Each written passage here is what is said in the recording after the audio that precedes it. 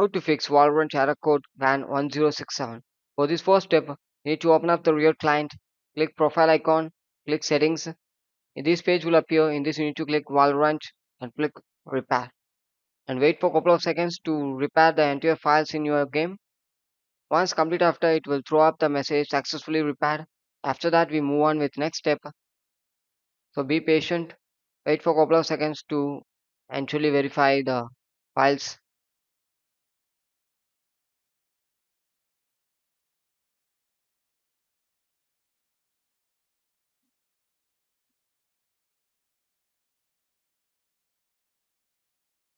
Successfully verified. After that click OK and come to next step. Enable TPM 2.0. Check TPM status. For this, search for run and type the following text tpm.msc. Type it correctly and click enter.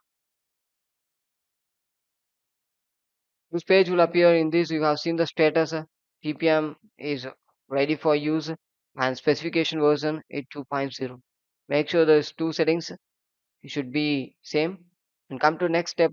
Search for run and type the following text msinfo32. Type it correctly and click OK.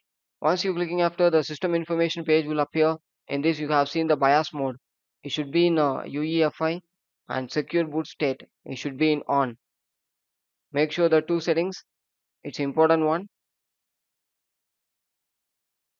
Once complete after, click settings, click app settings, click install app, scroll down and you need to search for Vanguard.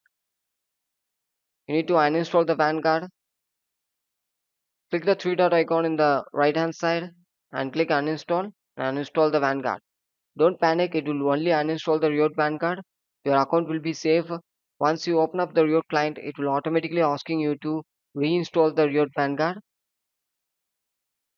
Close it and at last you need to restart your device.